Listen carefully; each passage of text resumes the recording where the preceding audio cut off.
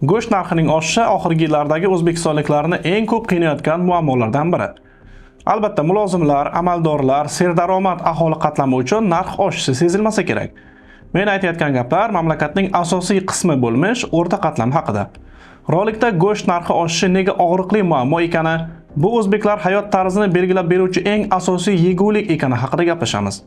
Iltimos, videoga like bosing. Izohlarda fikringizni qoldiring.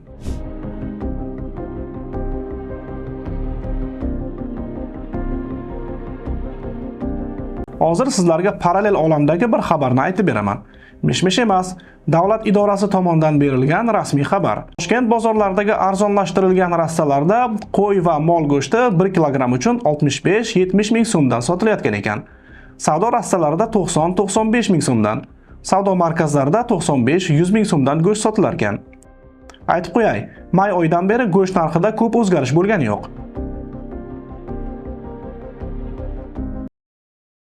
Men Toshkentga ko'p bormayman, lekin poytaxtliklar ham arzonlashtirilgan go'sht rastalari degan so'zdan hayron qolishsa kerak. O'zbekistonning oddiy fuqarosi sifatida biladiganim shuki, Toshkentda istalgan narsa boshqa joylardan qimmatroq. Bunaqa bo'lishi tabiiy, poytaxtda pul ko'p, narx ham balandroq yuradi. Toshkentdagi go'sht narxi bizning qishloqdagi go'sht narxidan 2 barobar arzon bo'lishi aqlga sig'adigan ish emas kamida.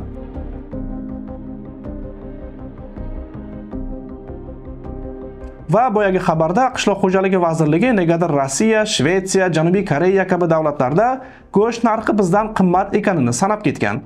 Janoblar, biz o'zimizga javob beraylik. Shvedlar qayerdan go'sht topib yeyishni o'zi hal qilib oladi. Albatta, barchamiz bu narxlar haqiqatga to'g'ri kelmasligini bilamiz. Bizda vazirliklar qaysidir muammo haqida gapirganda negadir uni hal qilishni emas, bu muammo boshqa joyda bizdan ham yomonroq ekanini gapirishga intilishadi. Energetika vazirligi ham Amerikaning qaysidir shtatidagi blackoutlar haqida yozib yuradi. Odamlar qayerda go'sht, elektr energiyasi nech pul ekanini internetdan, o'sha davlatdagi tanishlardan bilib olaveradi. Vazirlikning vazifasi muammoni hal qilish, boshqa davlatlar haqida ma'lumot berish emas.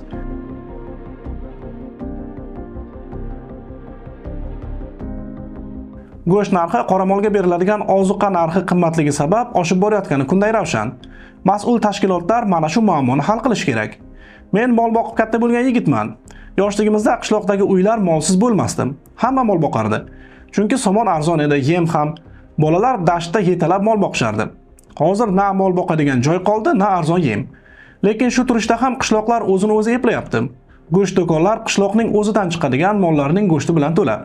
Agar odamlar narx-navo baland deb mol boqmay qolsa, vaziyat chidab bo'lmas darajaga chiqadi. Qurg'oqchilik, falon piston deb bahona qilib o'tiraversa, hech narsa o'zgarmaydi. Bug'doy o'zimizdan chiqadi, paxta ham.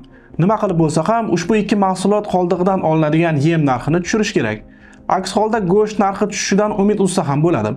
O'zi bizda narx hech qachon tushmagan, oshmay turishi ham katta gap.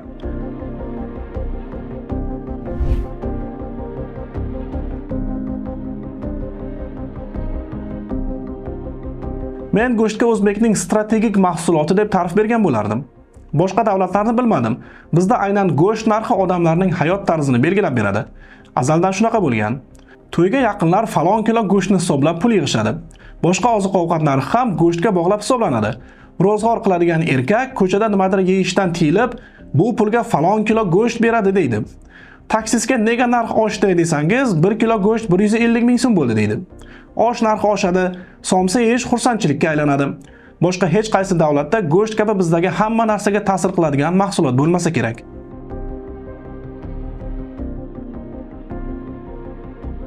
Yoshligimizda bolalar kimningdir ro'zg'origa havas qilsa, falonchilar har kuni go'sht olar ekan deyishardi. Bu yosh bolalarning ko'chadagi o'yin orasida aytgan gapi qanchalik muhim ekanini mana endi tushunib yetyapman. Shu uchun vazirliklar, idoralar, bilmadim, go'sht narxiga ta'sir qila oladigan kim bo'lsa ham, ha, narx oshyapti, nima qilaylik, hamma yerda shunaqa deb og'zini ochib o'tirishi kerak emas. Biz boshqa yerda emas, O'zbekistonda yashaymiz. Go'shtdek juda muhim mahsulot narxi odamlar qozoniga og'irlik qiladigan darajada bo'lib ketishining oldini olish shart.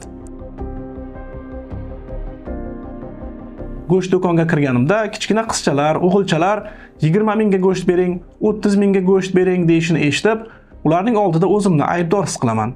Ko'z o'ngimda millatdoshlarim go'sht yeyishga qiynalayotganini ko'rish juda og'ir. Onalar o'zlari buncha oz pulga go'sht olishga uyalib, bolalarni qassobxonaga yuborishadi. Bizning mulozimlar xalqning qozonida nima qaynayotganini bilarmikin? Odamlar gramlab go'sht olayotganini-chi? Janob Aktam Hayitov, o'rta qatlamdagi xalqimiz ko'p go'sht yemayapti, yeya olmayapti.